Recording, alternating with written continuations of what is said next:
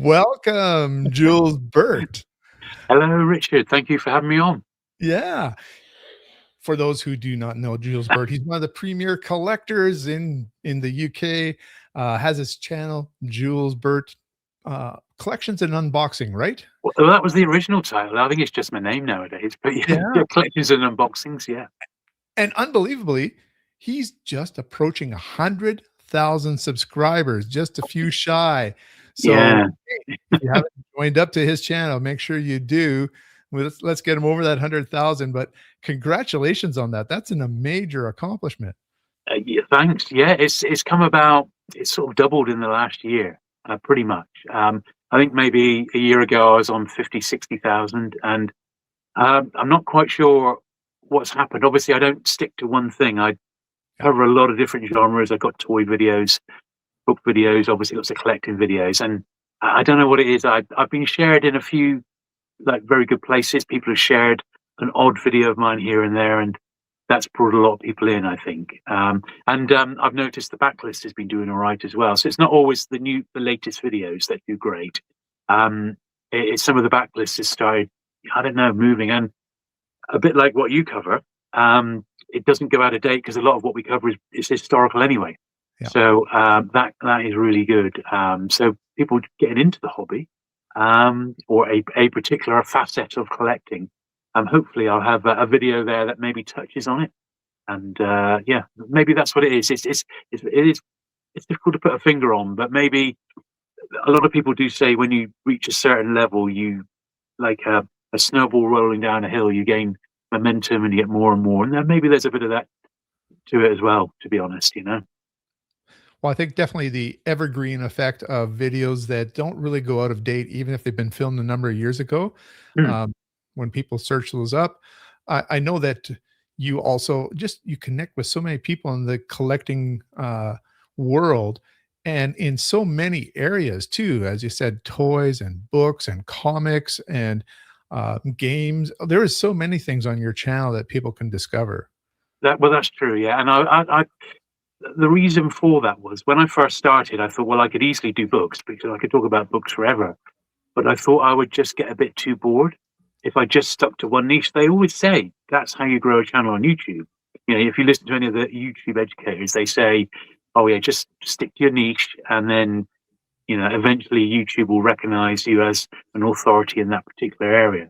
But my niche really is the world of collectibles, but with an emphasis on books. And within the world of books, paperbacks, and hopefully within the world of paperbacks, quite a lot of science fiction. But yeah, I would say lots of little offshoots because it just reflects my own interests. And that is what the channel is. It's me. And I think people are starting to come to you as an expert as well. I think that you've been interviewed a couple times on television or on radio. Oh, sure, yeah. In the past, yeah, and you know, it's just it's quite nice for that to happen. You know, magazine sometimes call me up or drop me emails and things like that, and I do sort of get ranked like on YouTube. You know, if you look up Penguin Books, for example, it's going to be hard not to come across me nowadays. You know, which is great.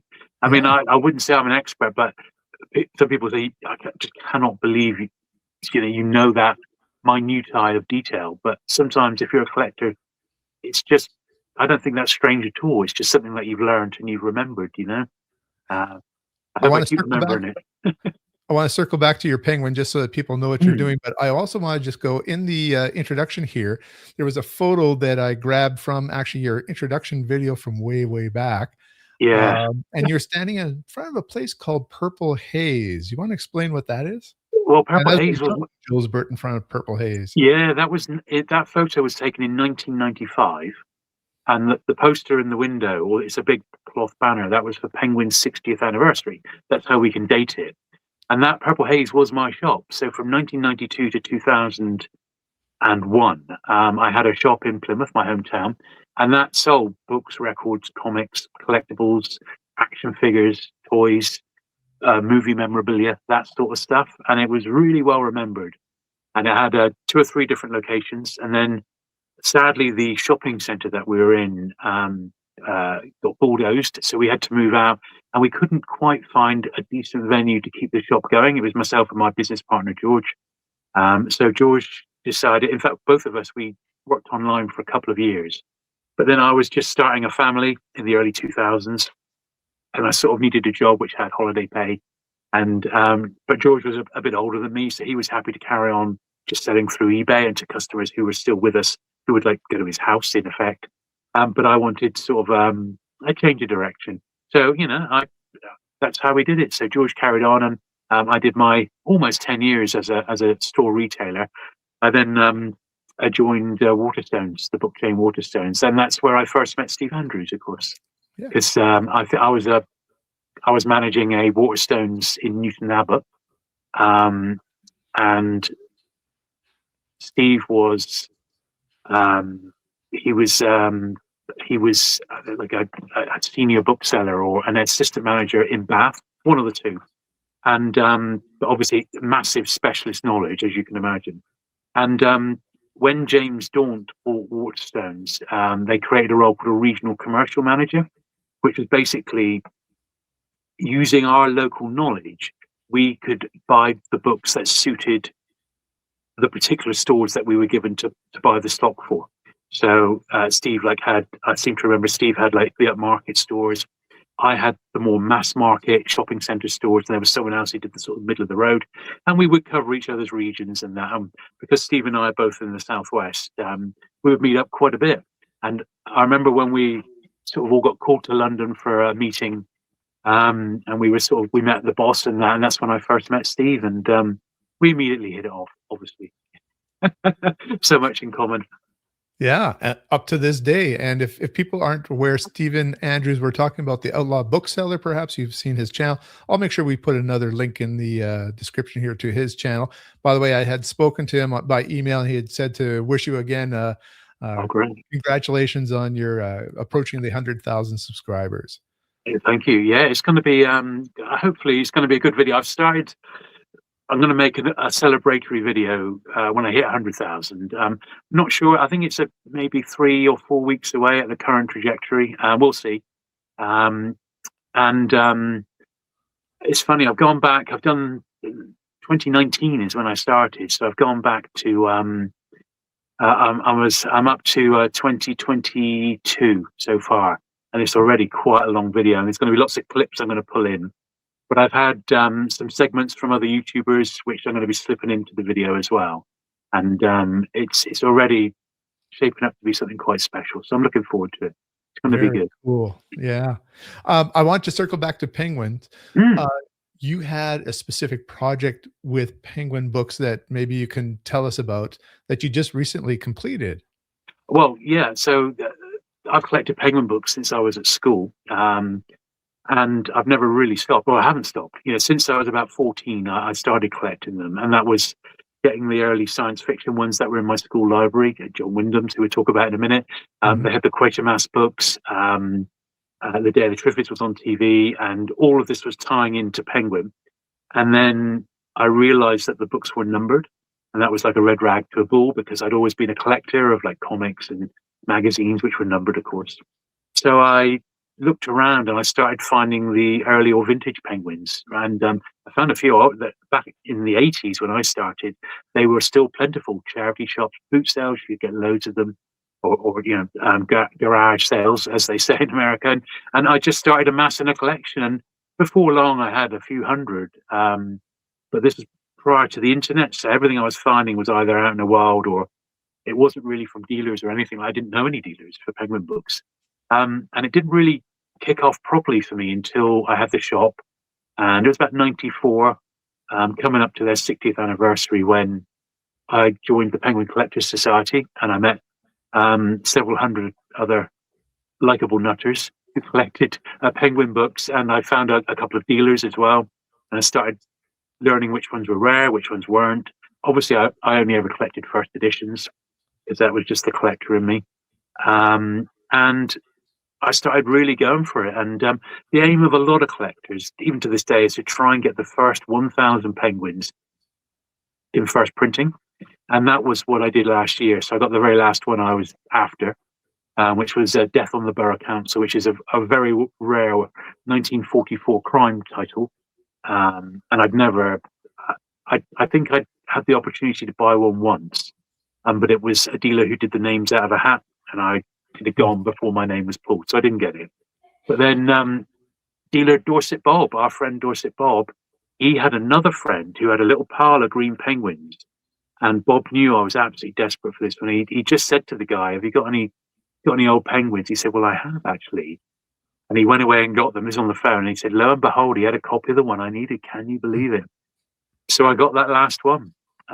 Since then, I've actually had one more through my hands. So I would have got it in the fullness of time, and I'm hoping to buy another collection later this year. So which has got it in, of course. So there you go. But it took 39 years from when I started to when I finished it. 39 years I calculated it taken to do the first 1,000, which is quite a long time. And so the number 1,000, what year was that? Or what That years is was that span from the beginning of Penguin to that 1,000? Yeah, it's number Penguin 1000. I think is published about 1955 off the top of my head. It's Edward Young's One of Our Submarines, and Edward Young, when Penguin started, was a very junior office boy. He was the one who was dispatched to London Zoo by Alan Lane to sketch a few penguins to come up with the logo. Oh. Yeah, and later on, then the war came around and he had to do his national service. So he was called away and he became a submarine commander, and a highly decorated one at that. And his war memoir, One of Our Submarines, was given the honor of becoming the 1,000th penguin. And this was the guy who designed the original logo. So quite a fitting book. It's one I keep meaning to read. I've actually got it in my to be read pile because it's supposed to be fantastic. So there you go. And when did number 1 come out? That was July 1935. That was, okay, so 20 years approximately. Yeah, 20, 21 years for the first 1,000 or so. That's right. Yeah. Okay. Hey, let's just check in with a few people here. Okay. Yeah. Hey, congrats to Jules from Tau Zero. And hey, Richard and Jules, very big fan of you both. Thank you for joining us. It's great. I'm a big fan of Jules, and it's always a lot of fun to get together with him. Quatermass is underrated. You know, I have not seen or read any Quatermass yet.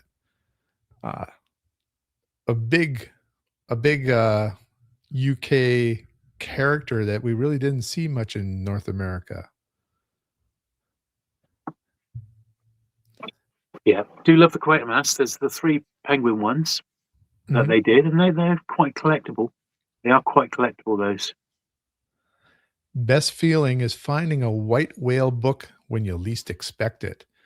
And well, yeah, go ahead. That was that last one for you, wasn't it? Well, it was. I mean, I didn't personally find it, but I had so many people knew I was looking for it that I was hoping that one would turn up eventually, and it did. You know, obviously, like any book collector, like you got your Neuromancer, the Ace Neuromancer. You know, it sort of came out of the blue at a very good price.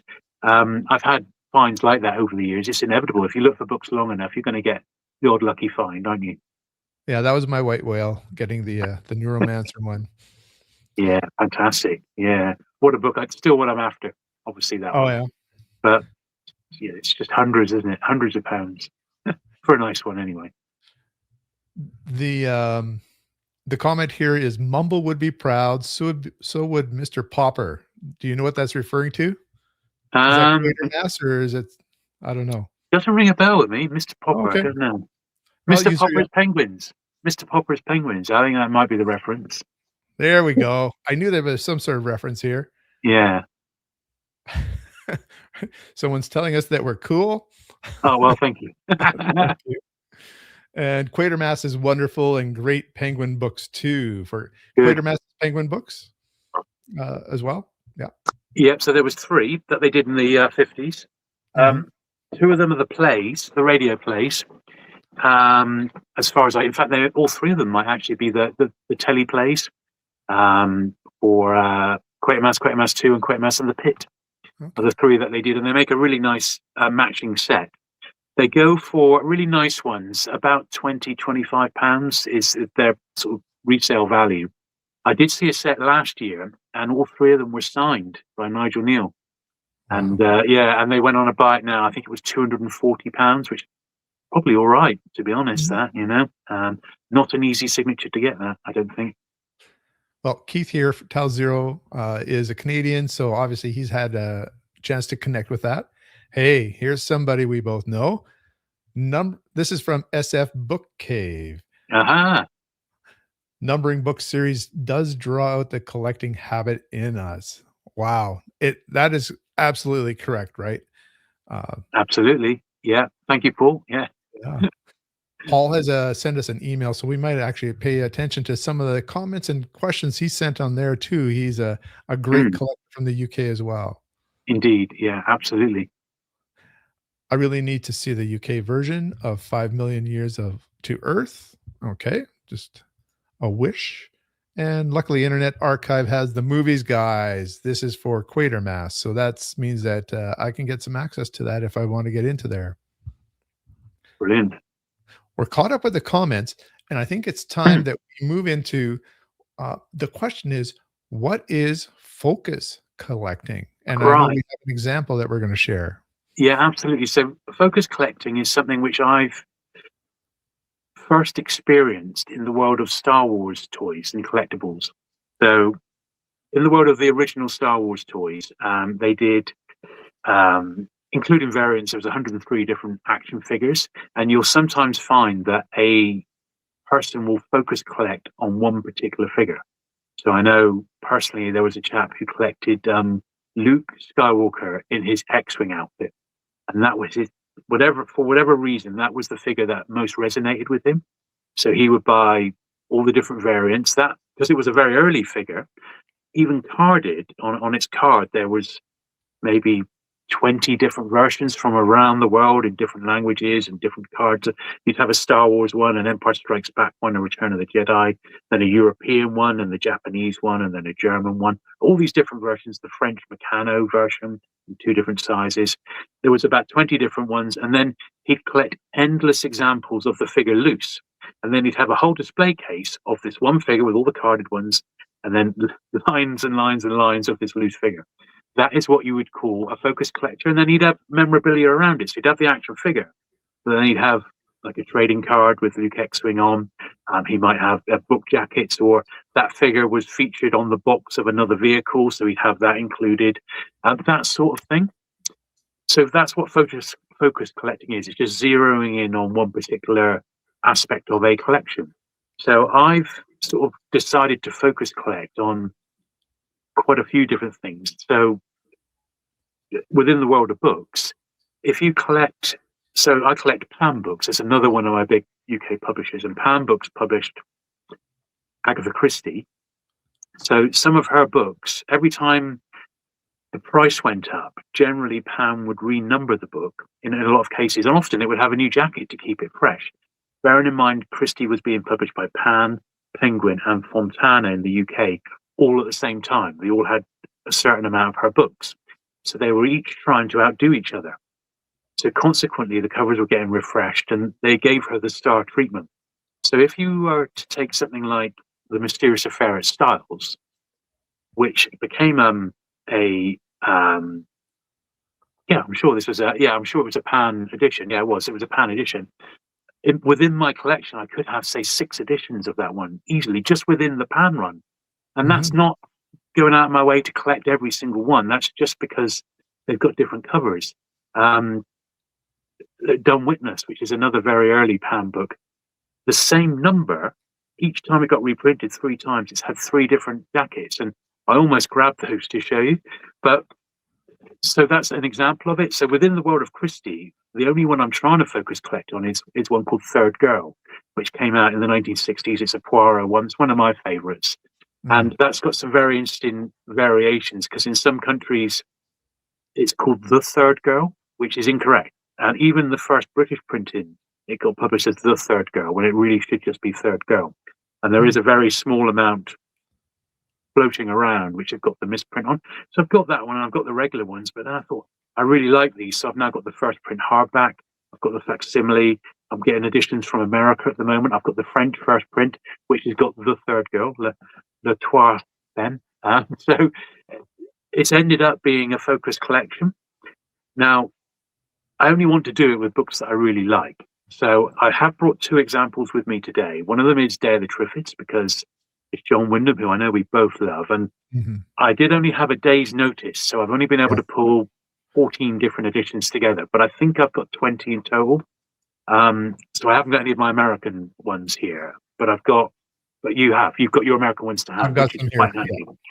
And I've also brought my little run, a small pile, not as many as I thought actually, of George Orwell's Down and Out in Paris and London. But there are other books that I do focus collect on, things like Brighton Rock by Graham Greene. I like every paperback edition of that. And different authors, even people like John Wyndham's other books, for example, if it's a different cover, I will ultimately pick it up and have it as part of my collection. And the same with every George Orwell. If it's a significant different edition and it's one I haven't got, I will generally pick it up and keep it, at least while I've got the space for it. But shall I show you some of the John Wyndhams now then? Yes, excellent. Yeah, That's why I okay. thought make you a little bit bigger so we can see these. All right. So this is the first British hardback. It's a facsimile dust wrapper. It's not the original, but it was all I could afford. This one is it 1951? Yeah, 1951 is the first printing information, and it's a really really nice copy, but it is a facsimile wrapper. I quite like the wrapper actually on this one. It is. I haven't got the American hardback first, but it's one I wouldn't mind. Yeah. But it's really really great. Just so love this book. So that's the first one. If you ever see one in a used bookstore and they don't know what they have, make sure you pick that one up. I was actually with a chap called a book dealer in Liscard, which is quite near me, and he said, "Oh, Jules, do you want to come to my lockup to have a look through?" Because I'd already been right through the shop. I said, "Yeah, sure." So I drove down, and I came across the first print of the Kraken Wakes, which he didn't even know he had. Wow. But it was no dust wrapper. But I said, "Oh, you want to pull this Yeah. one out?" Yeah. So this is the first Penguin, Ah, yes. which Mhm. is an absolute beauty. It uses the same picture from the back. Right. And this is this is the best one I've ever found. In 1954, this one. And Wyndham Wow. So himself, 3 years later. yeah, just 3 years later, yeah. Yeah. And Wyndham himself had a big input in regards the Triffid design on the cover, because Penguin were just starting to do that around this time. They would put like a little illustration or a little vignette, something like that on the front. And there's a great book called Penguin Portrait. It's 60 years of Penguin. There's a whole chapter which was basically the archive for this book, the Penguin Archive, and it's the correspondence between the Penguin editors or the art department and John Wyndham about designing this cover. And it's really good, and how they were the artists had read the book and tried to come up with some sort of version of a Triffid, and Wyndham himself was correcting them and said, no, it should be a bit more like this and a bit more like that. It's actually really fascinating. So I do recommend that one. That's by a chap called Steve Hare. So anyway, that's the first British, and this is my reading copy. I just love reading this first printing. It's great. So I've got a spare copy of that one. It didn't have any change of cover design until I think this is 1965. This one. So before we get there, yeah, you're saying that you have the 1954 one. You have a reading copy. So how does the spine hold up? Because I'm always a little nervous when I want to read an older copy that I'm just going to be breaking the spine. It's all right. Yeah, it's okay. Yeah. The thing is, at this point in time, the Penguin books themselves are beautifully made. They're just fantastically made books. Everything about them, they're just a delight to actually read. So it's fine. Awesome. There's nothing quite like it. Well, that's what they're designed for. That's absolutely. Why. Yeah. So yeah, so that's that second one. That was the second one. Is it the same artist? Do you think? No. This one, it says cover. It actually credits him on the back. John Griffiths is the artist. The other one is a house artist. Uses a similar picture. Mm-hmm. Now I was trying to think. Do you know off the top of your head when John Wyndham passed away? Somewhere around 1969. Right. Okay. Because there are other editions of, in the UK, once an author's been dead for 70 years, they're out of copyright. Anyone can start publishing them, which is what's happened with George Orwell recently, or a couple of years ago.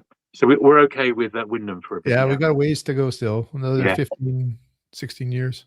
Now, this is the edition, the TV tie-in to it was 1979, 1980, John Deteen BBC adaptation. This is the one I first read. And I loved it. I just loved it to bits. And I love this adaptation. It's still my favorite one. Better than anything else. I don't know if you would agree with that, but I haven't seen it. Oh, it's the best one. Okay. Have you honestly never seen it? I have not. Okay. We will sort that out, Richard. It's only 6 parts, and it did get released on DVD, a Blu-ray. It's only about 2.5 hours in total. This one, I mean, this is from 1981. I don't know if that's the first for the TV tie-in. I seem to remember it's more like about 1980, but terrific, absolutely terrific. And this, I'd already read John Wyndham, but this cemented my love of science fiction for my life. This exact edition of this exact book, which is why it's still my favorite book ever. Okay, so I love that one. Now, obviously, being a Penguin collector, I pick up all the Penguin editions. Now, I've got another 4 here. These are variations on a theme, really.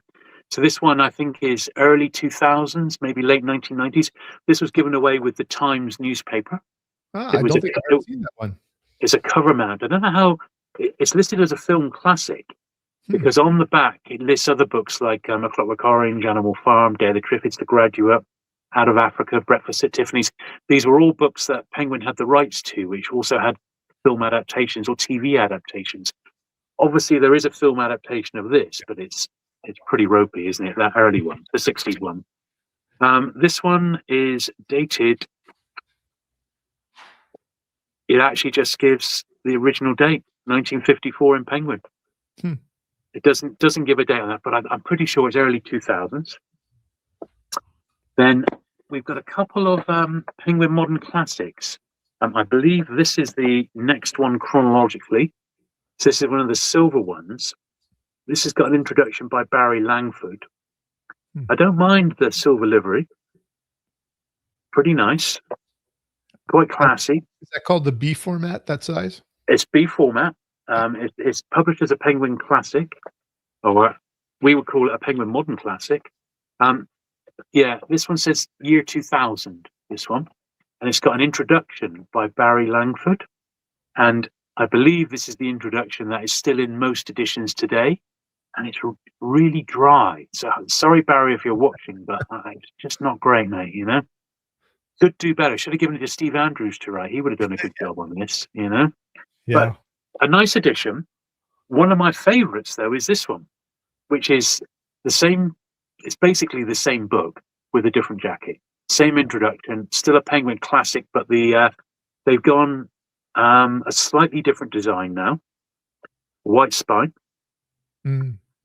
Beautiful cover. It's by Andy Bridge. Did the cover. And of course, all of these have got the other books that Wyndham wrote have got the matching.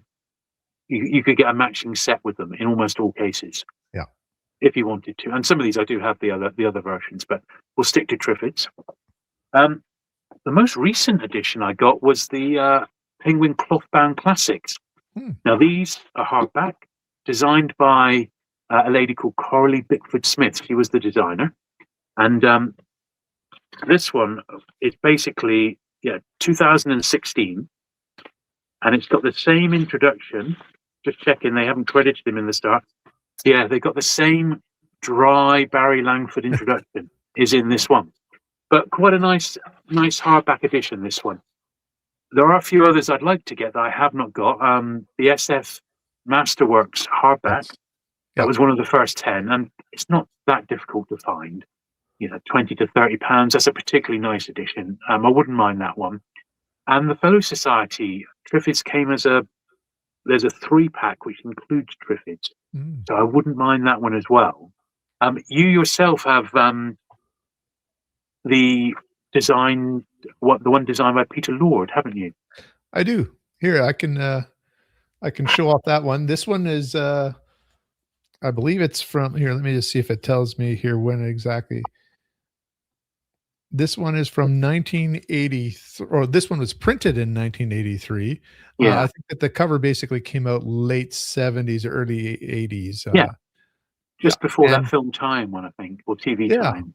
Yeah, and there were 10 books that Penguin issued that all had Peter Lord covers, and those are the ones that I collected.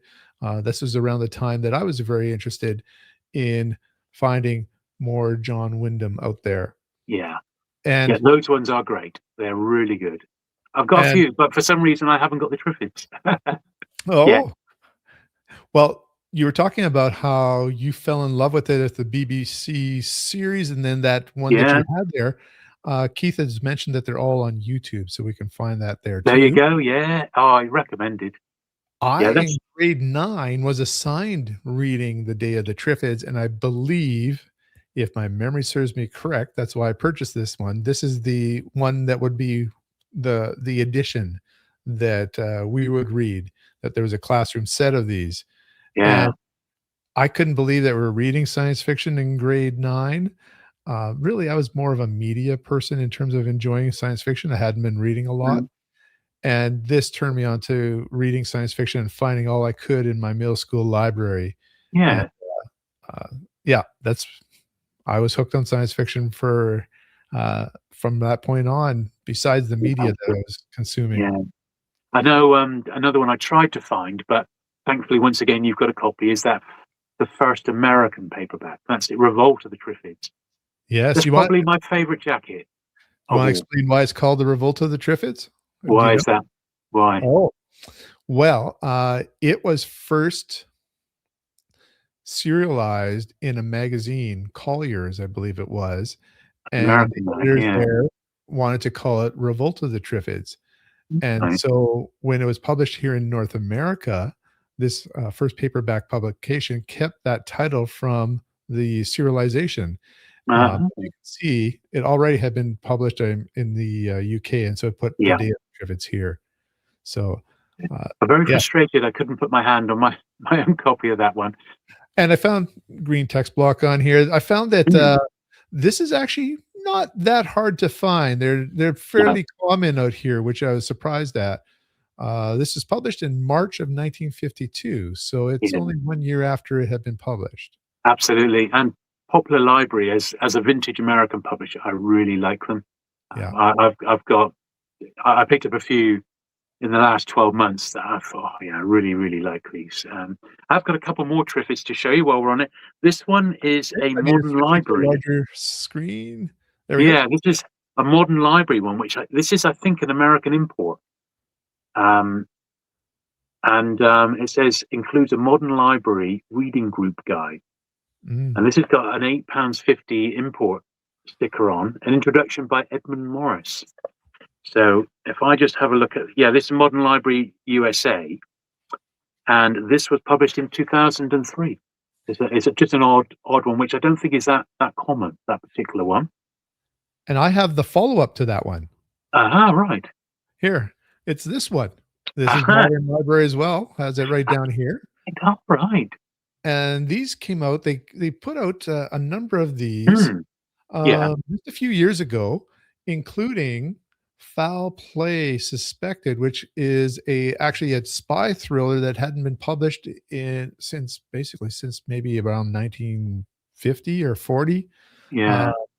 Wow. and this one here has an introduction, by Jeff Vandermeer.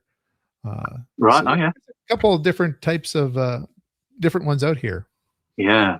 Well, I've got two more to show you, Mhm. and these are quite special. Okay. Yes. Um, this is the first one. I had to make notes because I couldn't remember. So this one is not dated, but it's from the late 1950s. It's Portuguese. Look at that cover. Yeah. It's Portuguese. It's I quite like small, that cover. quite a small little paperback. This, Mhm. and this one was from John Wyndham's personal library. John Bainin Harris. There's his address. There it is. This was the author's copy. So it looks like they had a stamp. Yeah, he So had a stamp. Yeah. yeah. So do you know if John Wyndham, that was the name that he generally went by, was John Bainin Harris? From what I understand, yeah, Yeah. that's 'Cause I mean, correct. he had a list of about 5 or 6 names that he would sometimes alternate in his books. Yeah. Yeah. The books that I'm going to be showing you, these all came from his own library. I've got a little Wow. pile of them, quite special. And I believe these went up to auction many years ago, back in the 1970s. And I was gifted these by a channel viewer because of my love of John Wyndham, which is quite That is amazing. amazing. Yeah, as he was finding them in his own Yeah. collection over a course of a few years, he would send them down to me. I think I've exhausted him now, but he's called Paul, and I'll leave it at that. But thank you very much, Paul. I mean, unbelievable. So That's that's an the first amazing one. gift. Yeah. Absolutely incredible.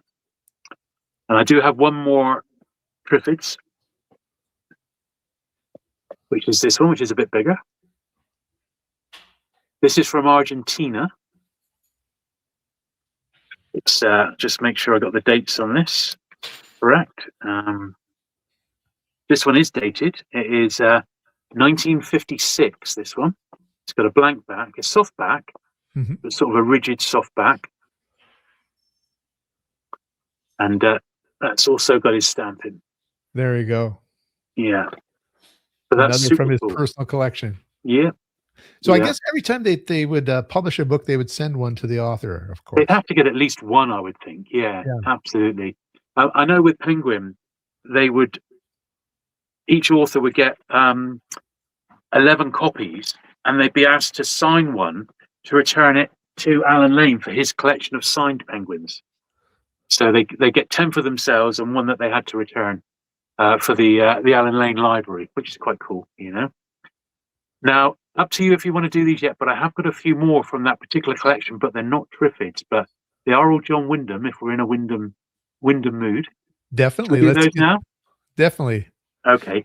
Well, By the way, I remember one of our viewers, his mind is blown by that gift to you there. And yeah, pretty incredible. This one is from the British Science Fiction Book Club. If you recognise the swirls, Mhm. and look how stained that spine is. Yeah. We know that Wyndham was a heavy smoker, Right. and that I don't think that's sun damage because it wouldn't go like that. That is cigarette smoke. Yeah. But once again, this was from his library. Got the stamp on. Yeah. And it's got also the original science fiction fan club leaflet that came with it. Mhm. These are really scarce to get. Dorset Bob collects these. I've only got 2 or 3 of them. Okay. I've got one which had a letter from Christopher Priest to the Science Fiction Book Club before he was an author. He was like a teenager at the time. Yeah. And we sent it up to is it Nina Allen to use for the Christopher Priest biography rather. So Right. but anyway, that's a beautiful one there. Those book club editions that had kind of those swirls, they're basically from the 1960s in the UK. Is that how it came late the first one I think is about 1958, something like that. Yeah, they carried on into the 70s, in 80s even. Yeah. Yeah. But the And they're swirly numbered ones, well for the collectors. they're great. There's 54, I think, swirly covered ones. I've got maybe a third now, so I'm getting there slowly but surely. Earth Abides is number 1, and that's a £50 book. Oh. The only one I've ever seen is in Dorset Bob's collection. He's of course got one. And there's 2 Philip K. Dicks that are quite collectible, and a Ray Bradbury, which I have got, which is also quite collectible. Well, here's another Wyndham there. So you have to say before that, I've only been really collecting over the last 2.5, 3 years, but I've noticed that I think book club editions here, at least in North America, are starting to get a little bit more valued. There was a time where you would have they would come out usually on the same year as the hardcover would come out from the publisher, and they would be just $2 or something in the side bin in a store. But I've noticed more and more that some of the collectors of, at least in science fiction, have been really starting to value these and seek these out. Is it that way Interesting. in the UK as well? Not that I've noticed. However, one of the attractions of the British science fiction book club editions is they are actually vintage. A lot of them are 50, 60 Right. years old now or more, and they're not overly expensive. But Pavane, Mhm. by Keith Roberts. Roberts, for Yeah. example, I believe that was the first time that was ever put in hardback, was for the British Science Fiction Book Club. And Yeah. it's a really nice edition to read, So The I Left don't Hand of know. Darkness, same Hmm. situation. It was first published in paperback, and then the book club edition came out in hardcover. And guess which one is valued more? Yeah, absolutely. Yeah. And of course, Earth Abides, that first Science Fiction Book Club is the first UK hardback of Earth Mm, Abides, is in that edition, which is yeah, why Dorset Bob's got it in his collection, of course, yeah, cool. Yeah. Oh, you got some more Okay. there too, right? I have got some more, and there's a bit of a guessing game. So, answers in the comments. What is this one? So, which Mm, book? Or you can have a stab at it.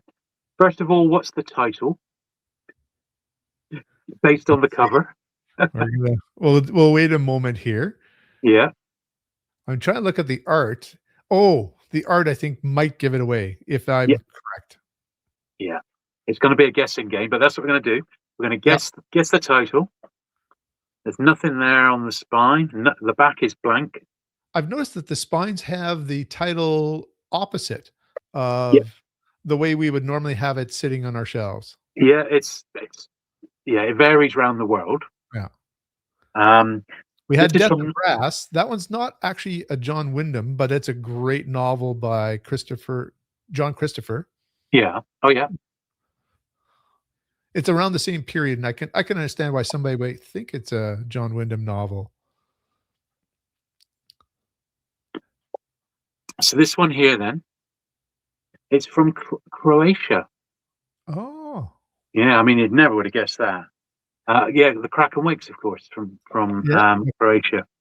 So And that's there's the the sea creature there. That's why I was guessing it was Kraken Wakes. yeah, Yeah, and there's the first page.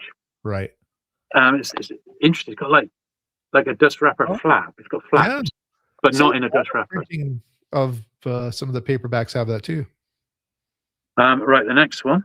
I had to look these up. Believe me. So this is from 1958. Hmm. It's hardback. Wow, that looks like cowboys. I know. And there's an airship. Okay. I think I might guess what that is, but I'll see if another person Okay. goes, "Release the Kraken." That was the previous one. I hope this is not Kraken with that No, cover. this is a different one. Yeah.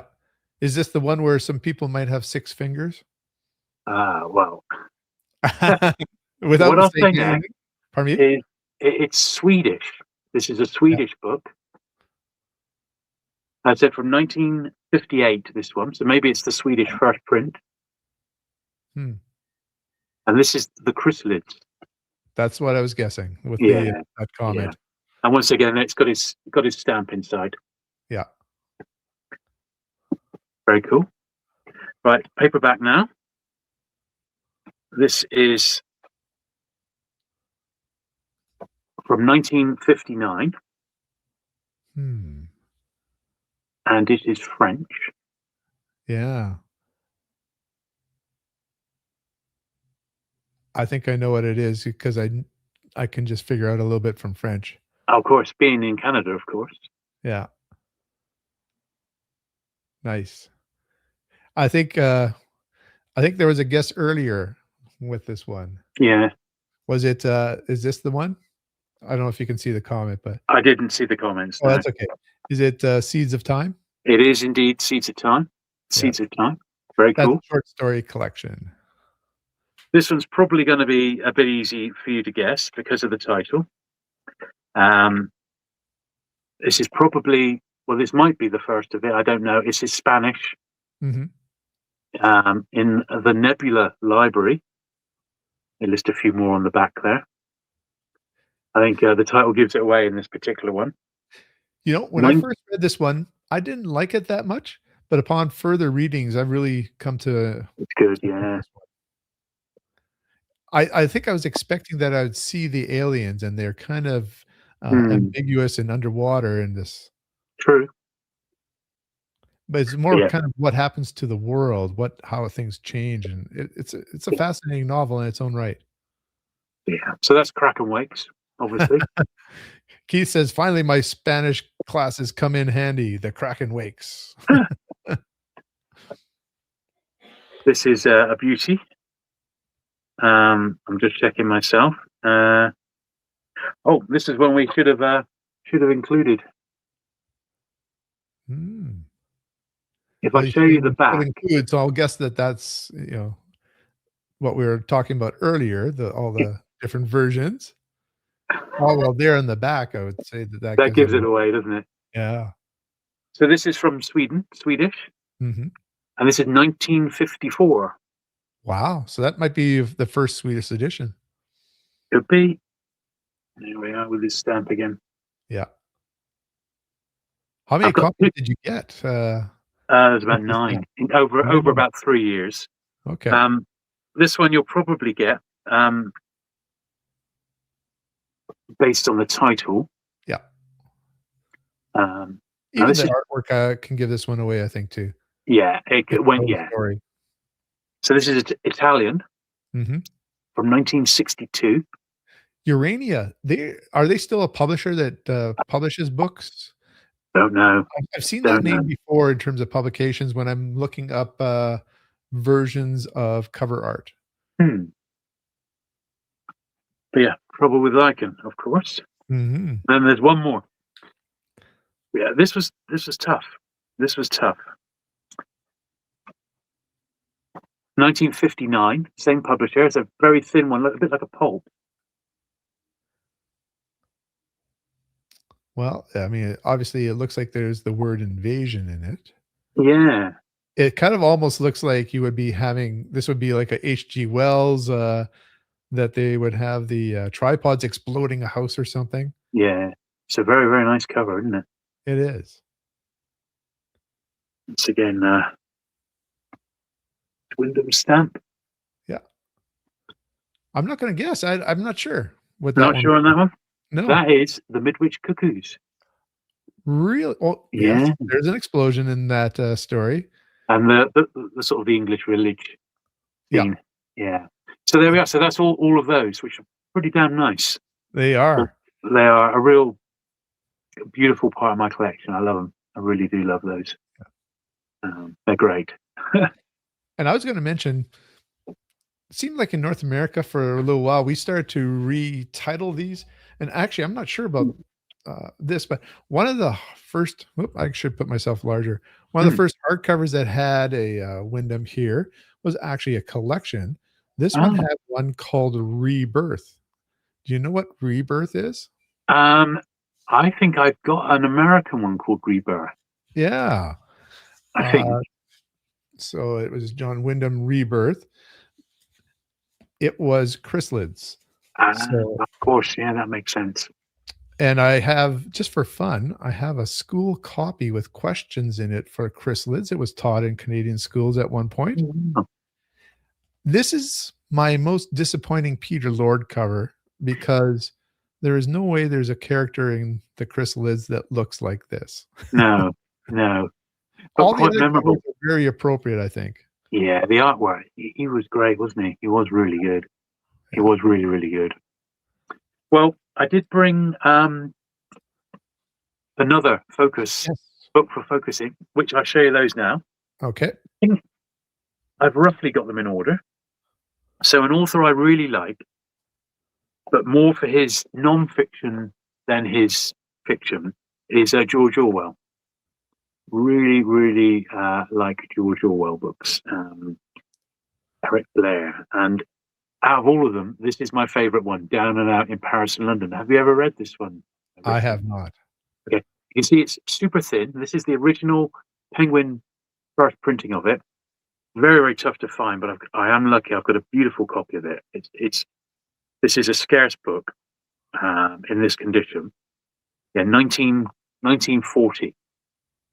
It was the second thing that Penguin published by Orwell. The first was Shooting an Elephant, the like essay, and that Mhm. was the first story of Penguin New Writing Volume 1. And then after that, it was this one. And they did do Burmese Days was next, a couple of years later. But Penguin have always published George Orwell up until he fell out of copyright 3 years ago now. And this is my favorite of his. So the basic premise, if you've never read it, is he was fascinated by the down and outs and the vagrants and people down on their luck. So with very little money, he sets off and lives as someone on the street, moving from like doss house to doss house, trying to survive in Paris for a year, and then he comes back to Britain. He's at the end of his tether, and then he comes back to Britain and does the same thing, living in Britain as a vagrant for a year or so. And I think it's the French side which is more interesting to me. He works as a plongeur, which is like someone who just washes the plates in a lot of cases, and it's just that day-to-day existence. He was a heavy smoker all his life, and he deals with his addiction to smoking and looking for his next cigarette, more so craving that than his next meal. Living in absolutely appalling squalor conditions. I don't know why he put himself through it, to be honest, but that's basically what this is. And as it's not a very long book, but it's just riveting, utterly riveting. I love it to bits, and I love it again above everything else that he wrote, including all the classics. This is nonfiction. He actually nonfiction. He did this. Yeah, absolutely. I did not know that about him. Wow. Yeah. So about half his work is nonfiction. Yeah. And then the other half is stories. So the Animal Farm in 1984. So this is for real. Yeah. Wow. So it's great. It's really, really good. Really recommend it. So that's the first Penguin. Beautiful copy of that one. Yeah. 84 years old, I think. Blimey, yeah. Books. It's nice condition for that. Now I haven't got them all. I haven't got all the Penguin ones, but I have got like 6 or 7 here. So this is this one is it's pre-decimal, so it's 1966. This edition, and once again, the Orwells that Penguin published. By this time, they published them all pretty much. There are uniform editions, so they all match. I've just pulled out the copies of Down and Out. This is the Penguin Modern Classics, an early Modern Classics edition of this one. Mm-hmm. This features. It doesn't. The cover shows detail from Bank Holiday in the Park by William Roberts. There we are. I guess that's a couple of Down and Outs there. The next one I got in the mid-70s, Penguin published these black editions. So there he is nursing a cup of coffee or tea. Yeah. And these were the mid-70s black editions. A lot of people remember these. They're around a long time. I don't try and get the first ever printing of the black edition, but I still haven't quite got them all. I have got a box set fairly recently which had 5 in, but there's another one which has got 8. So there's a few variations. I've also got some point of sale and some promotional bookmarks for this mid-70s series. But this is another nice edition of it, which is pretty good. Yeah, then I remember the 1984 black edition from the 70s there too. Yeah, that's a nice one. Now we got 2 which are very similar. I think this one was the earliest one, and this one comes from actually that may be the other way around. Sorry, 2020. What's this one? Yeah, this is the one from 2001. So this is the Penguin Modern Classic with an introduction by Dervlin Murphy, and this has got the silver livery with a great sort of picture on the front. It's got a couple of similar volumes there. Absolutely fantastic. And then basically it's almost the same book, but with the same introduction. It says Penguin Autobiography on the back. So it was him. And but this is with the sort of the lime green livery. Yeah, then, I think a different author photo as well. Yeah, indeed. There's not many photos of Orwell. Then there's these 2, which are a couple of A formats, which are quite nice to see. And this one here is called A Great Orwell, and they did 4 in this series: Animal Farm, Down and Out, Homage to Catalonia, which is also non-fiction about his time during the Spanish Civil War and at 1984. That cover design is by Paul Catherall. And then this one here, cover design by Shepard Fairey. There we are. So that's another example of focused collecting on one book that I really, really love. And if it's an edition I haven't got, it's hard for me not to pick it up. We've been joined by Sephiros. He says he has an old orange Penguin edition from 1948. From 1948. Oh, cool. Yeah. Wow. Brilliant. Yeah. Sorry. Here. It was a mistake. 1984. 1948 of 1984. Would that be the first edition then? No. I think that came out later. It must be a little bit later. Maybe 1958 for that one. Yeah. But the first Penguin of it is quite sought after. It's not particularly rare. It had, I think, at least 100,000 of the first print of 1984. But it is sought after because it's a key book. So it's still like a £25 book if it's in tip-top shape. The edition I still haven't got of 1984 is the one that was published in 1984. that sadly does go for a few pounds as well, that one. You see it's got a black cover, not like the black covers we just saw. It's got a black cover. But it just doesn't turn up in nice condition. So I've been holding out for a good one, really, Yeah. Well, you know what? I was thinking maybe we should go and look at some of Paul Cooper's questions. A good idea, yes. Another a collector that is here on YouTube. I'll maybe make sure to have a link to he is indeed, yeah. Well, I think he primarily goes for paperbacks. He does, yeah. When it comes to UK or USA editions, do you ever try to go for both, or is the USA editions hard to find for you guys, or how does that work? For John Wyndham, I have got almost all of them in paperback American first. And they haven't been too difficult to find because American editions of science fiction either came over or has been imported by the science fiction dealers over the years. So there's copies around. I haven't got any American George Orwell. I think just the British ones is enough. I mean, there's just so many of them, you know. I'm literally, you can't see it, but I've got two massive stacks of John Wyndham behind me. Not John Wyndham, of George Orwell, rather, of various Penguin editions that came in a collection recently. And there's just so much duplication. But for series that I particularly like, I would pick up the American and the British if I could find them. But I would say some things, the American editions are much harder to find than the British, obviously, predominantly because they may never have come over here to begin with. So, yeah. I know that Paul also asked about collecting reprints of things, and so you've shown a number of reprints there, and there are some things that I've collected a couple of reprints for. You saw some as well for the Day of the Triffids. Yeah. Very first thing that I got the collecting bug for, besides John Wyndham, was the Ace Science Fiction Specials Series 1. And within there, they had a few that were reprinted as well.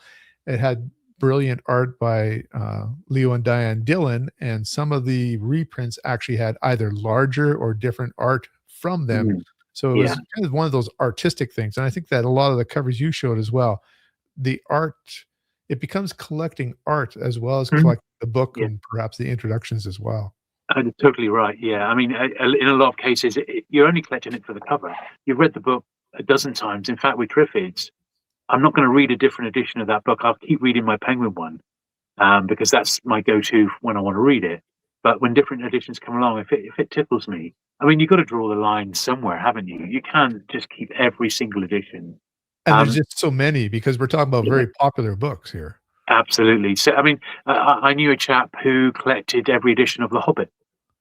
And yeah, I mean, but he sold it recently. I think he had a bit of a breakup with his marriage and he had to let his book collection go.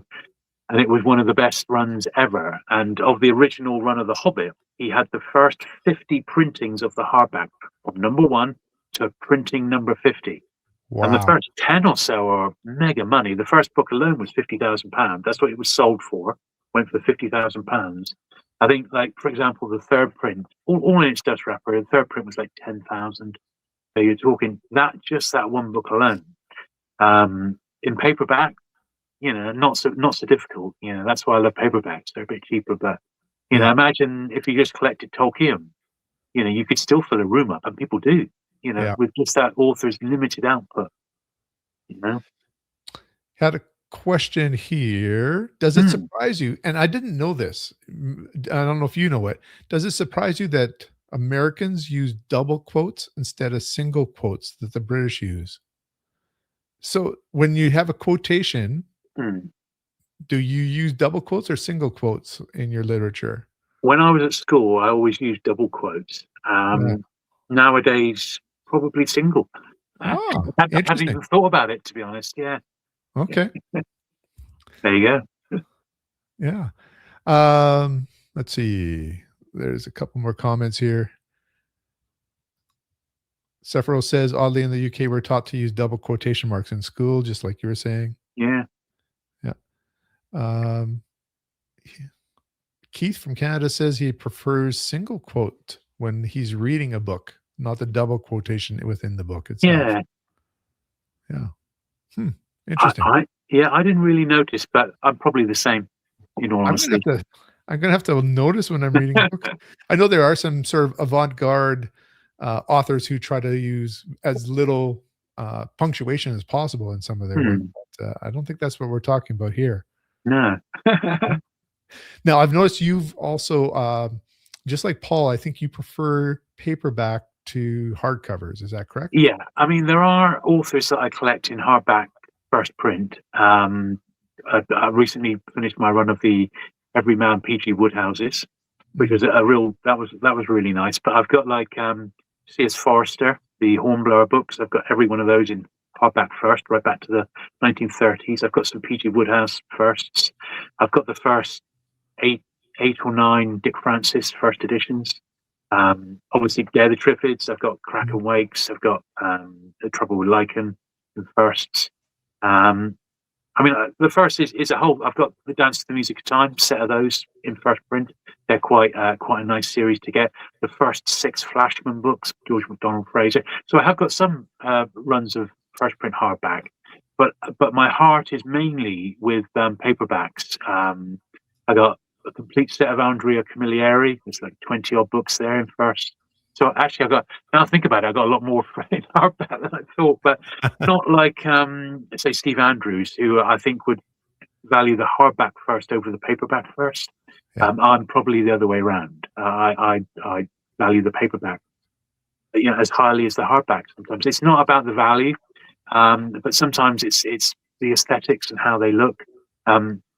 With the Dance to the Music of Time, you had a series of 12 hardbacks that were all designed by the same designer. Whereas when they got released in paperback, there's 12 books, in paperback, Penguin published the first 9, and they've all got beautiful Osbert Lancaster jackets. They didn't publish the last 3. So the first time, which is really annoying. So the first time they were in a uniform paperback edition was, like the mid-70s, when Fontana published them, and they're not that good. I've got that set, but they're not that nice. And then they reprinted them with photograph covers, also awful.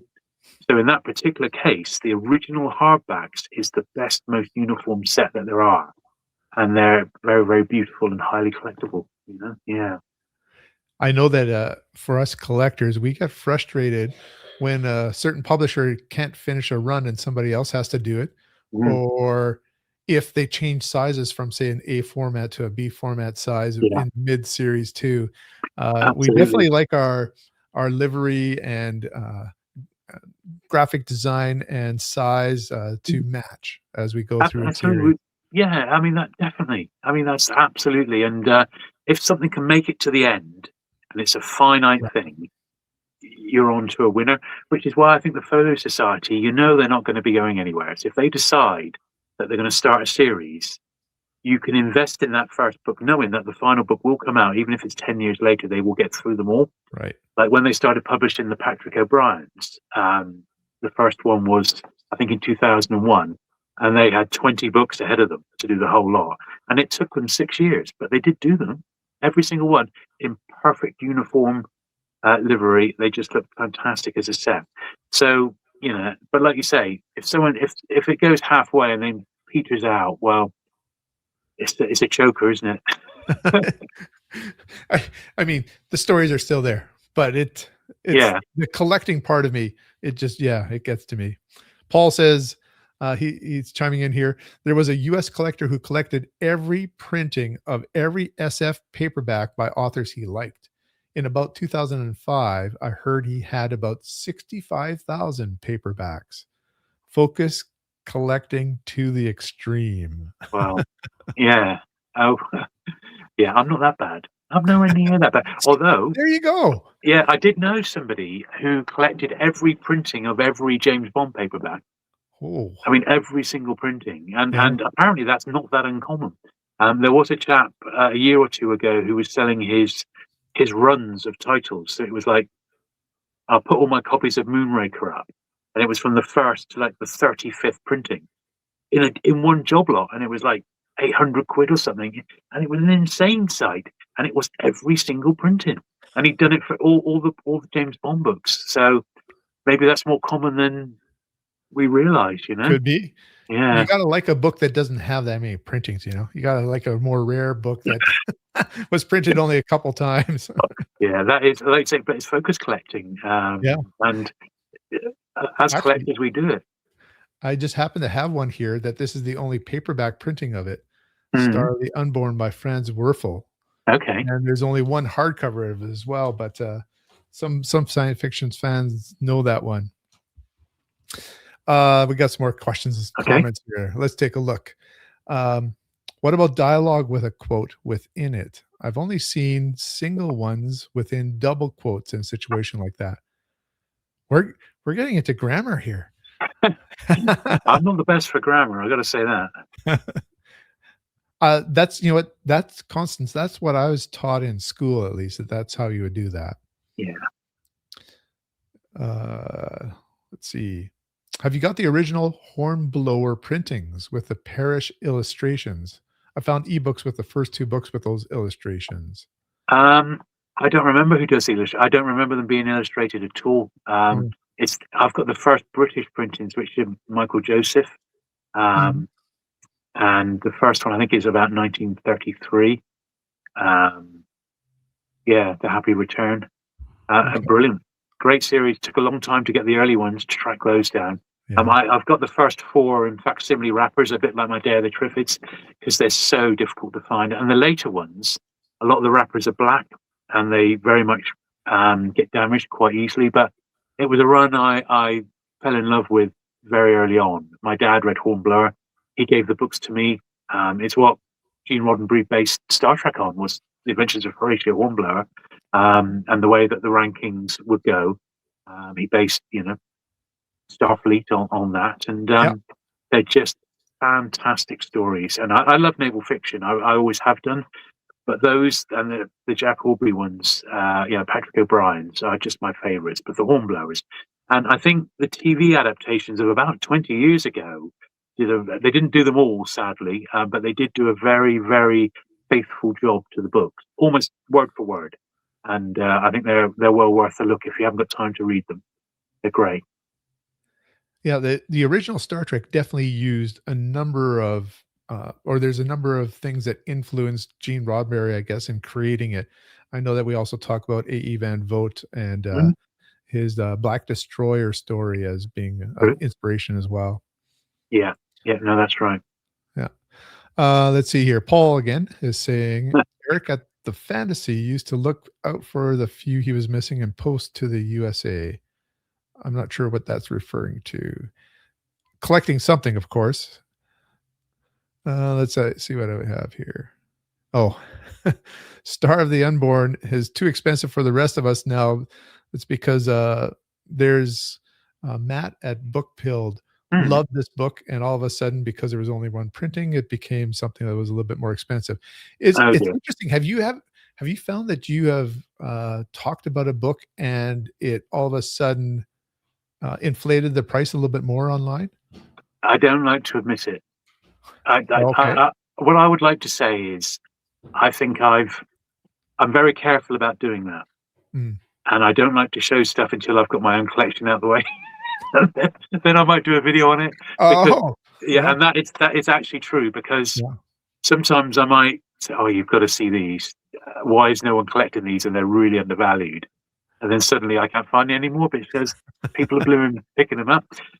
But what I would hope that I do with my videos is just highlight the fun of collecting vintage paperbacks to begin with, because it should be and generally is a cheap hobby to collect, and you Yeah. can amass a really big collection for not a lot of money compared to collecting the hardback first editions, but you can get a lot of enjoyment from it. And I've always described collecting paperbacks as the poor man's first edition, and it's just a great, very very rewarding hobby, and you can concentrate on the genres that you're into. If you're into the horror, if you're into science fiction or historical fiction, and there's so many different avenues. Men's adventure, series. It's just great. Yeah. It's and I just love it all. I mean, I just love it all. If it's vintage, I just love it. So do you have a memory of entering into dusty old used bookstores and finding that gem that you can't believe is there, for just a couple of pounds, I Oh, guess it would sure, be? yeah. Yeah. It's not that distant a memory. It was only about 25 years ago, 26 years ago, when the bookshop on the Plymouth Barbican opened. It was called the Book Cupboard, and he'd opened that week. It was run by a chap. He literally passed away in January this year, so a real shame. But he was an ex-Marine, and he'd been he'd come out of the army, done his national, not national, he'd done his 22 years or whatever it was in the army, and he'd come out and he always wanted to be a book dealer. So he had a whole floor of his shop. It was 3 floors. The top floor was military history, the middle floor was paperbacks, and the downstairs floor where the till was all like first editions and collectibles. And the week he opened, he'd been for years, he'd been amassing books and collections ready for this moment. And the week he opened, I went down. I was probably customer number 2 or 3 through the door. I was really excited, actually. I remember. And I went down, and all the paperbacks on the middle floor were 3 for £5. And I went in, and it was a floor-to-ceiling bookcase one side, full of Penguin crime, and on the right-hand side was just Penguin, orange Penguin fiction, and the money's in the crime books. And I turned round, and I was pulling books off, and it was the first time I'd even held a copy, and I was like checking the printer, and I was almost like shaking, and I couldn't believe what I was finding. And I went down, like my arms were full like this. I managed to get down windy steps down to the floor. He said, "What?" I said, "Yeah, I'm a big collector. Let me go and get the rest of them." And I emptied my, and I went back up and got another load down, and it was a couple of £100. Thankfully, I'd just been paid like the day or two before. I said, and he didn't take card. I said, "Look, hold on to them. I'm going to the cash point." And thankfully, the limit was about what the books came to, so the daily limit at the time. So I went and did that. Some of them I already had, but I knew I could sell them on to another dealer. And it was books that were just mega, mega rare. I mean, Wow. supremely rare. And I was getting them for like, was it 166 a book? I think it worked out at £1.66. And I went back the next day and did the same. I took a bit more time then. After I took the initial wedge that I was like, oh my, this is incredible. I then went back and spent like the rest of the afternoon going through it much, much more carefully. And I cleaned him out. And he said, "Well, I got 3 other warehouses or 3 other lockups. There'll be loads more penguins." And over the coming years, he did bring more over. But that first hit for books was probably the best vintage book haul that I got for very little money. And it did wonders to my penguin collection. I mean, honestly, I couldn't believe it. I could not believe what I found. And I'll Wow. never forget that. It was brilliant, and they were really nice condition. I mean, I don't know how he got them, but I said he'd been picking them up for a couple of decades, and this was the first time they'd ever been offered for sale. And I just happened to be there a day or two after they'd gone out, and no one had even looked at them, I don't think, until I got them. And they weren't even priced. It was just everything blanket, 3 for £5 or so. Yeah, did very well there. That was a good find. I remember at the same point I picked up a Casino Royale pan first printing. That was at that same find. Um, a few other bits and pieces, non-Penguin, but it was all really collectible stuff. Um, yeah, did very well there. That was good. I remember literally like a week or two later, I'd sold one of the books, which was a double. I sold for 50 quid on its own to a dealer. So that was, he was probably going to sell it on for another 80 to 100.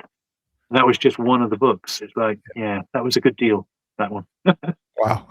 Yeah.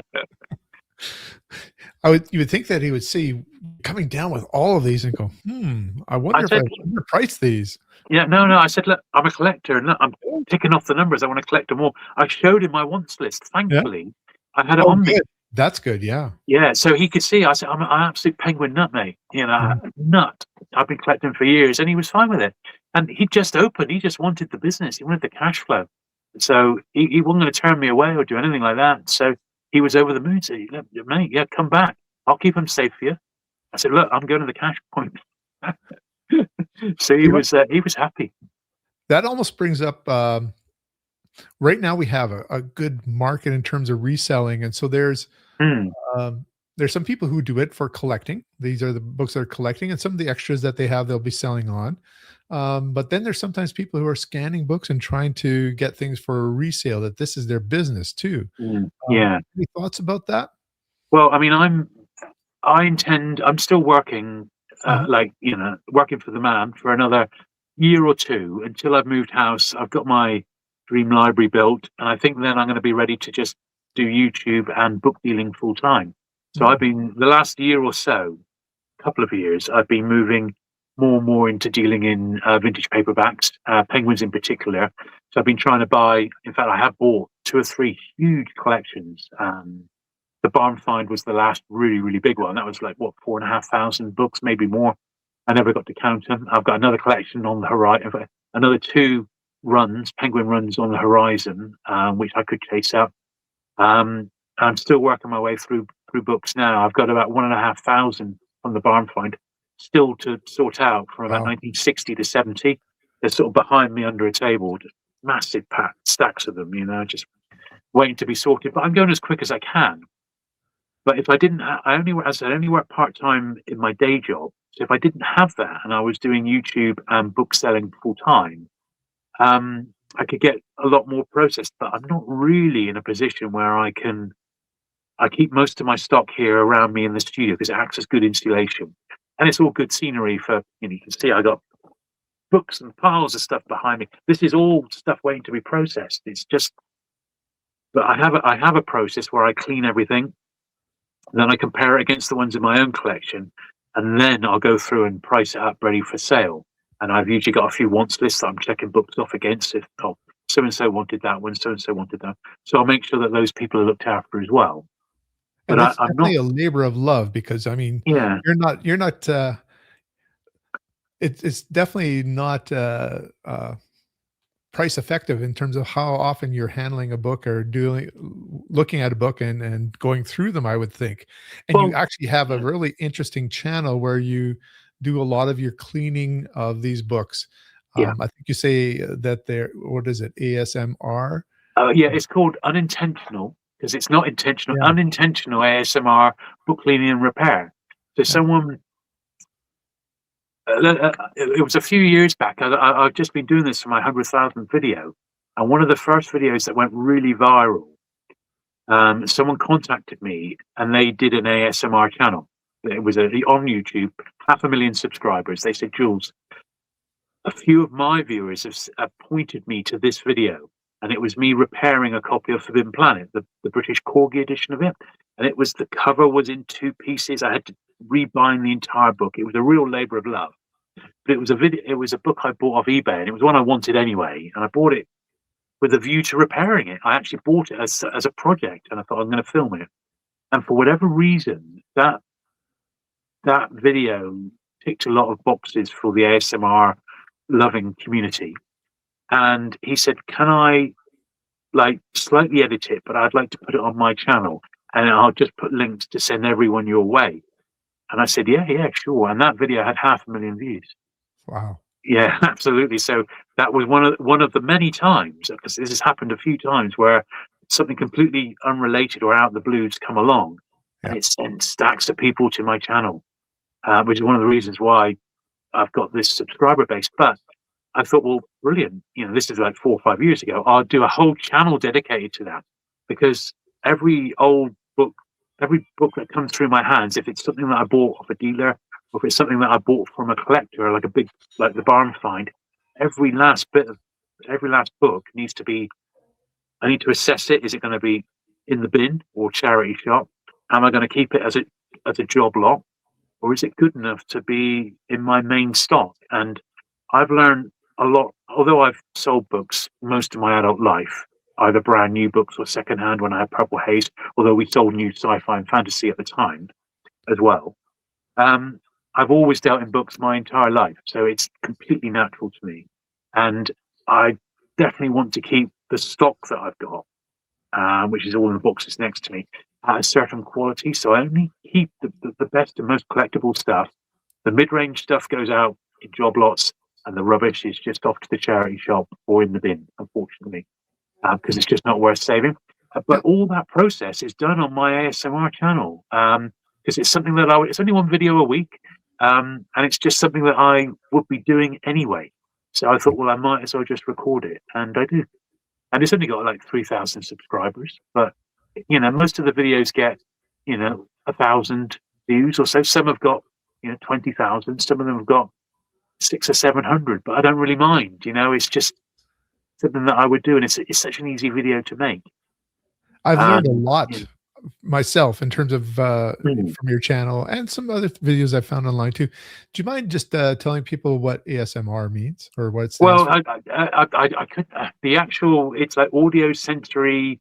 I can't even Yeah, remember it now. Actually, but that's enough. Right there. It's an audio sensory that's sort it. of So if you calming look, yeah, thing to watch. Carmen, Yeah, if you look at a proper ASMR channel, not unintentional, because I'm not trying to do it, but the channels out there that are trying to do it, they speak very, very softly. They whisper, and they'll be they'll be tapping on boxes like this and tapping the side of the microphone. And I've seen it done with books, and they're like yeah. flipping the pages. I can't do that. That's not what I do. I'm not trying to do that. But what people respond to is I have got quite a soft voice, generally speaking. A But great voice, by the way. thank you. I brush the tops of the books, and I sometimes use polishing, and I flick through, and I re-glue the spines, and they do like the sound of me doing that sort of work, as well as the rough audio commentary that I give to the books as I go along. So I have had people say to me, "I'm not interested in books at all. In fact, I don't even watch the video, but I have it playing in the background when I'm doing work, and it just sort of puts me in the right frame of mind." Or I have learned stuff just listening to you, and I find that incredible, because I'm trying to make good videos, but people are just listening to it, which Yeah, is it's well, awesome. great. Yeah. I just looked it up. Autonomous. I'm Yeah. not sure. Okay. Sensory meridian response. Hmm. That rings a vague bell. But it is Uh, unintentional. I'm not going for that. It's just what happens, when I clean my books, apparently. let's check out a few more comments here. Okay. Um, we have a gentleman who watches a number of my videos and I've chatted to. He says, "Hey, two of my favorite guys hanging out together. That's great. Thanks for Hello. joining us." And Sephiros likes to send his doubles to people for free, especially there's another YouTuber named Wizard Jim. I do send a lot of my books off to Hmm. people. We've traded books, you and I, Yeah. in terms Yeah. of email, and it's great to get them into hands of people who appreciate them, right? Yeah, absolutely. Yeah, yeah, definitely. And let's see here. Um, I don't know about some of these comments. So I'm just going to go to, yeah, we'll leave those. Some of the, sometimes I'm not sure if there's a humorous response or what's happening there, but if you have a question for Jules Burt, I think we're probably just going to be starting to enter towards the end of our conversation, but let me just take a look at Paul's questions that he sent us in email Sure. ahead of time here again.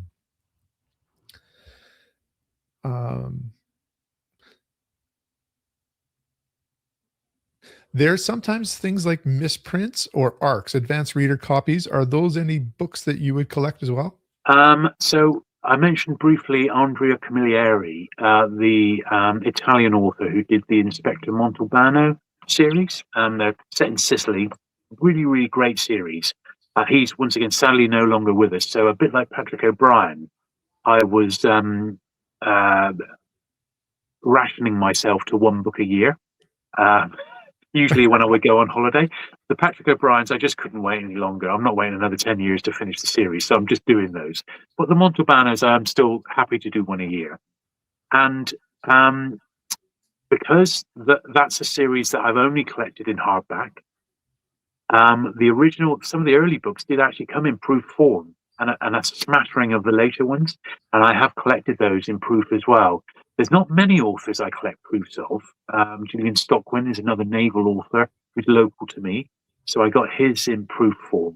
Now I've got odd ones here or there. I used to have, hundreds of proofs. The best ones I ever had were I had the proof to A Game of Thrones, the first one, and a sampler of the first chapter.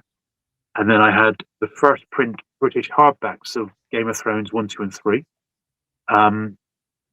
So did those hold some value to them? Because yeah, art that don't seem to hold value, actually. Well, that particular one did, and I sold the whole lot on eBay. This is before the TV series.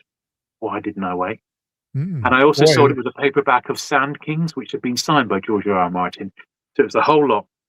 And that went for, at the time, £750, which I was blown away with. Yeah. However, the proof alone, when Game of Thrones was peaking on TV, a reasonable VG copy, bearing in mind mine was mint unread with a letter from the publisher. A VG one had sold for about £2,000. So I definitely got rid of that one a bit too quick. But yeah. Whenever novels go to successful movies, that really ups the price of the first editions, doesn't it? It can do, yeah, absolutely. The Harry Potter books was a prime example of that, and that does also lead me to another proof story. So, when I was in an unnamed branch of Waterstones, many, many years ago, I was clearing out the goods in department because it was in a right state, and they were just there was so much rubbish there; it's all being chucked out, and we shuffled a table out like this, and a load of books just fell down the back. It was just books on top of books. It hadn't been moved in years, literally years. So eventually I got down there, and one of the books was the second Harry Potter book in proof. It was one of 500 copies. Wow. It came in two different covers, but because it had fallen down the back of the table, the cover, I can't show you. Take this. Like that had been folded right back and was completely flat. So it had got badly damaged. But that's even today, that's a £1,500 book. And I won't tell you what happened with that one. Wow. But it was damaged, sadly. So there you go. But, whenever you mention Harry Potter, I like to mention here in Canada, we had a printing right to Harry Potter. And it just so happened a small town here in Manitoba, a printer got the rights to the first, I think it was 3 or 4 of them.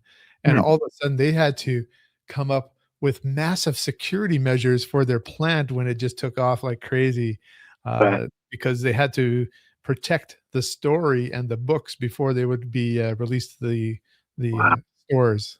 Yeah.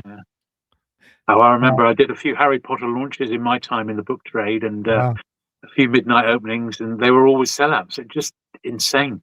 There hasn't been anything since then that has done that, is there? Not to my knowledge. Time. It's kind of like when Star Wars came out and so many people lined up at the theaters and saw it, 50, 100 times they would see Star Wars. You didn't have VCRs at that point. And then there was that craze for Harry Potter. Do you remember anything else before that It's like that? What in the world of books? Yeah. Um, well, there's been hot books. I mean, books that you couldn't get for love nor money. Things like Satanic Verses, because it was Mhm, banned. That mhm. was I remember that being quite prominent. Let's think. Yeah, Salman Rushdie.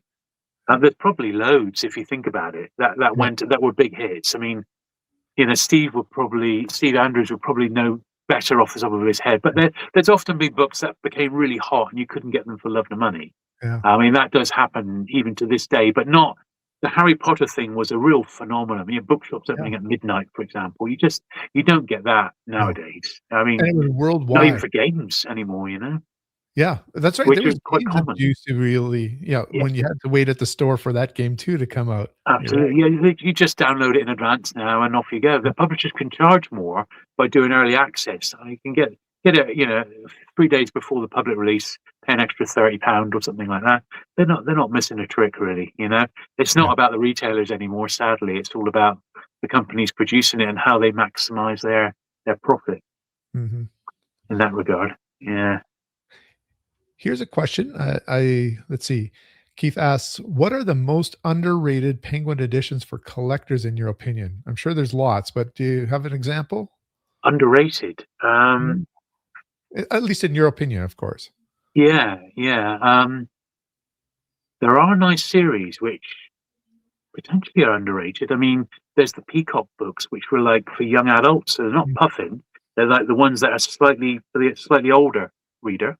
There's some good stuff in Peacock, and there's not that many of them. There's only about 70 numbered ones, Oh. and there's a few ISBN ones to make it the whole lot about 100, and they're not that difficult to find. So So Peacocks, there's some Puffin good stuff in Puffin there. was kinda like preteen to teenage, right?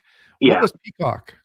Peacock was teenage upwards, so what we Oh, would call young okay. adults. So Mm, there's interesting books in the Peacock list, which you know Penguin were trying to get to bridge the gap from Puffin to the main series, the main Penguin list as people got older. So it was that it was young adult really before young adult was even a thing. It mhm, wasn't really that successful, so there's not hundreds and hundreds of copies of them around. But I think it is probably a little bit underrated. So that might be something to look at. I mean, there's probably loads, to be honest. yeah, There's the obvious stuff, but um, I don't know. I mean, one nice area of collecting is just collecting Penguin Modern Classics. You mhm, just stick to those. You've generally got a list which is really high quality yeah. and books that are generally really good. And there is that book that came out by Henry Green a couple of years ago. It's like your Bible to the Penguin Modern Classics. In fact, I've got one just here. Okay. Um, Henry Elliott, that's the chap. It's this one, the Penguin Modern Oh, Classics book. yeah, I think I've Huge, seen that in the store too. huge hardback. Yeah, I I got like the spares of font. both of these. It's terrific, Yeah. absolutely terrific. It's just pages and Oh, pages of yeah. brilliant, brilliant stuff. So, there are people who collect the modern classics, and I can understand why. Yeah. And they can be had for just a few pounds a piece. So great value for money, and a terrific looking library when you put them together. And often they actually go on sale too. Um, Oh yeah, yeah, yeah, absolutely, which is yeah. great when you have I mean, like this modern library one too, these kind of books go on sale sometimes when they're basically newsprint and, Mm, very good value for your money. absolutely, yeah. Well, this viewer, Professor Echo Media, says that, he and Uh-huh. you are old buddies and that he owes you for introducing myself to him. So, Uh-huh. thank you, Jules. You know what? Uh, No I did problem. contribute a video to your 100,000th, uh, v Indeed, yeah, subscriber, and, I really appreciate how you took a newbie in the, YouTube world here who was starstruck by Jules Burt, and you just respond to my comments, and we've got to be friends, and so I really appreciate that. yeah. No, definitely, and I've known Glenn's Professor Echo Media. That's my friend Glenn over in the States, but I think he's now living back in Germany again now.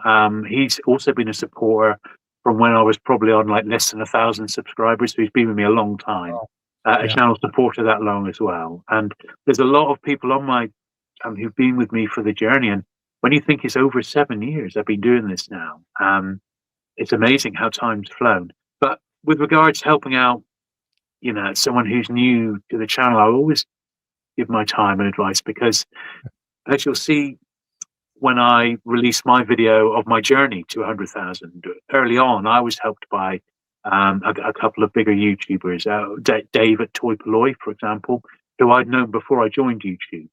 And he pointed me in the right direction and gave me advice on some stuff when a few things didn't go quite as I was expecting, and I caused a bit of a ruckus in the Star Wars community, which I'll go into in the video, but it's quite funny. But I've never had a problem being generous with my time and helping or advising somebody to do this, because it's so complicated when you first start out. It really is. So, when Steve came to me, it was only 2 or 3 years after I'd started. Obviously I give him the absolute best advice, and I will with anybody. You just got to ask. So, I'll always try and help where I can, and I've done it a little bit. If I come across a channel I really like, I'll always do it. And you and I, we're very similar ages. We like the same sort of stuff, so it wasn't a difficult thing for us to be very relatable to each other. And that's the case with lots of other ones, lots of other channels around. I mean, a lot of channels I watch who I don't really have the same sort of relationship with, but I still watch them when I can.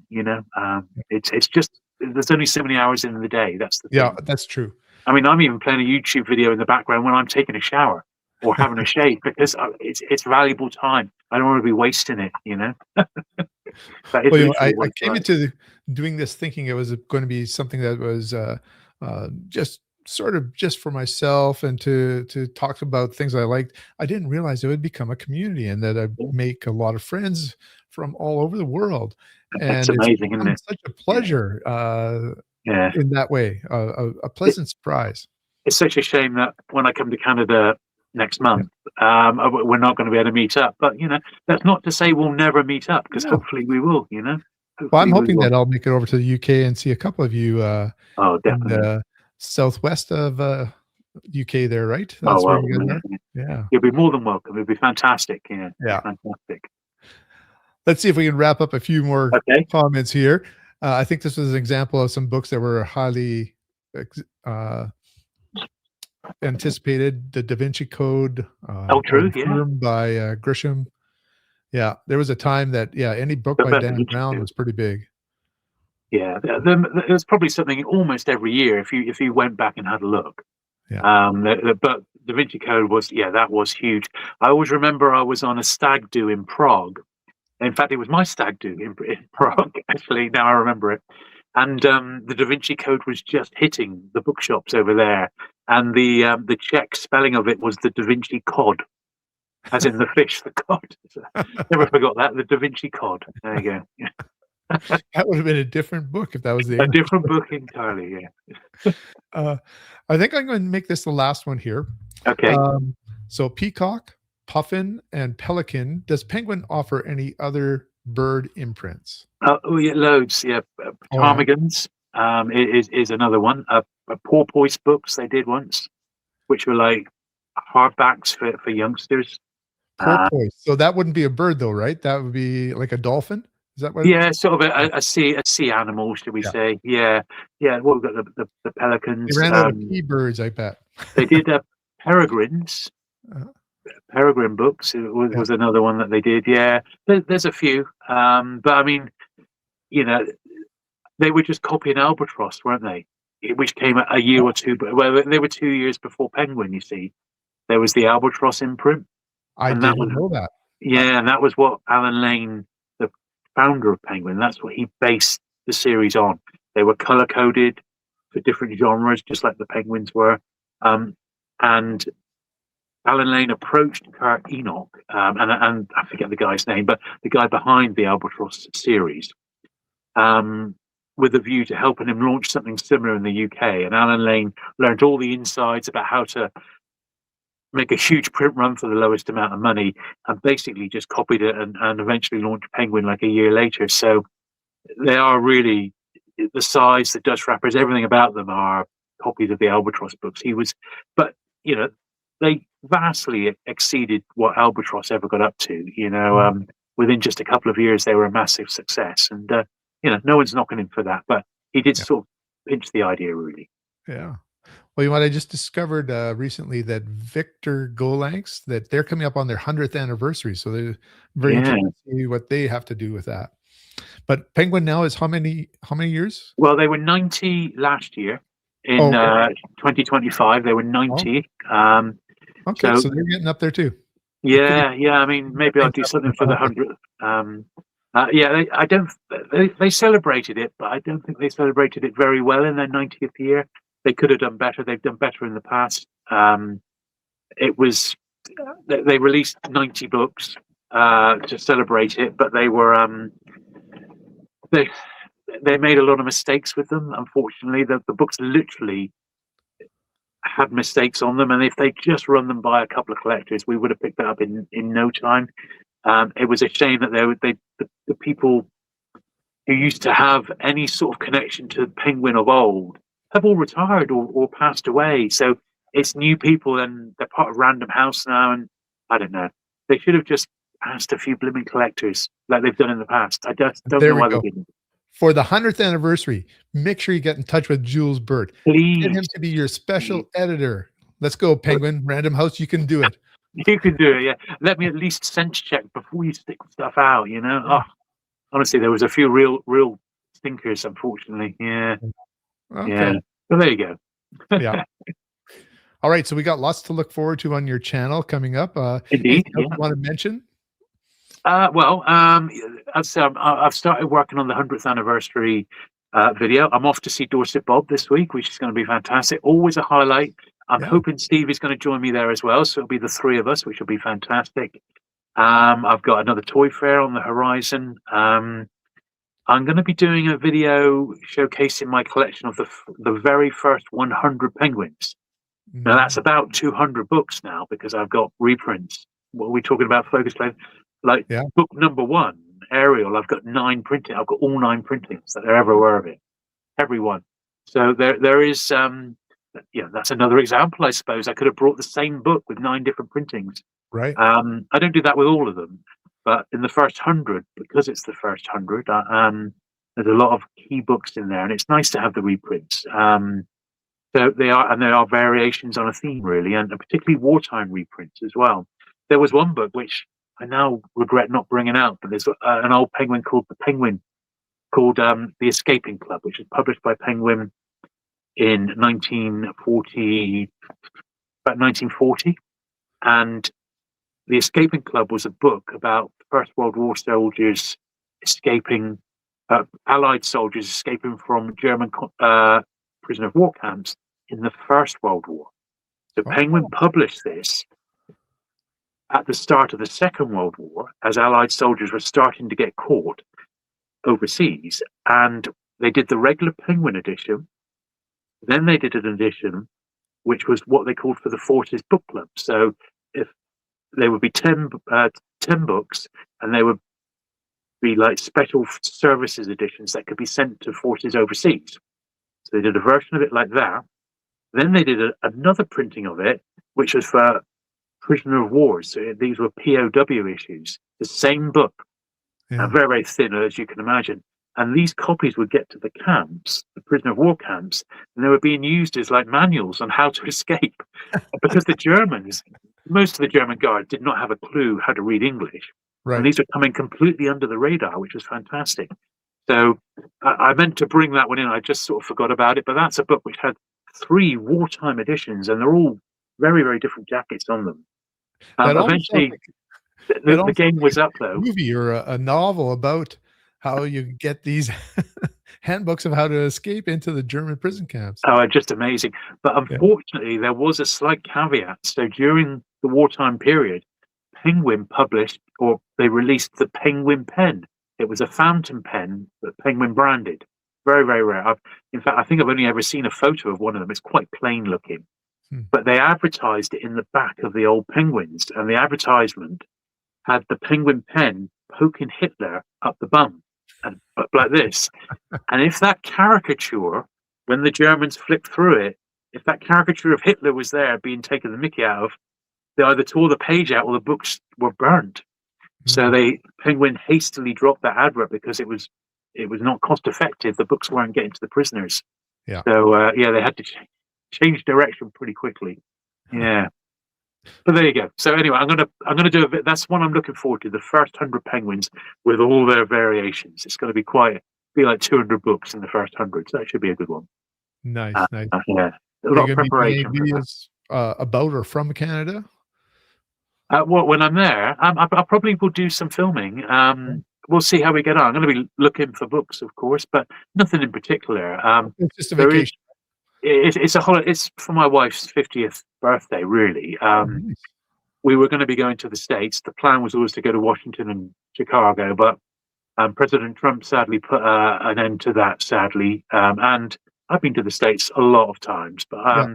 we thought we'd change it and go to the lovely, lovely country of Canada, and I cannot wait. It's going to be fantastic. But during the war, Penguin only published one, like, legitimate, not a services, but like it's called it's the Pelican Book of Canadian Poetry, and it's a Canadian only printing from Toronto. And I do actually already have that one.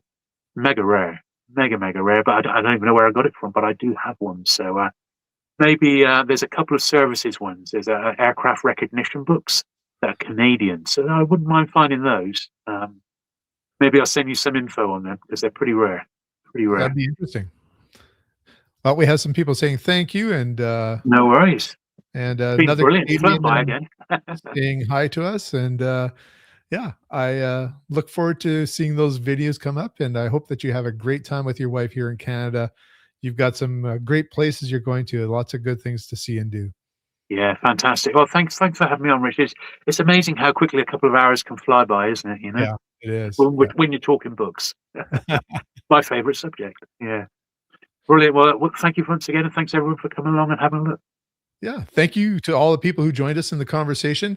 And for those who will be watching this later, you can leave comments for us. We'll check the comments below as well, and we can answer some of your questions there too. So until next time, you know what I like to say at the end of my videos? Until next time, keep reading is what I like to say. You want to do Keep that? reading. Yeah. You keep reading, and I'd say, well, I'd say, Yeah, I but just say, make sure you've liked and subscribed. how And about I'll I'll see you say next time. until next time, and you say keep reading. Oh, okay. All right. Let's try this right now. I mean, this is lots of blooper here material. I've rehearsed. Yeah. Here we go. Until next time. Keep reading. All right. There you go. Okay, we got it.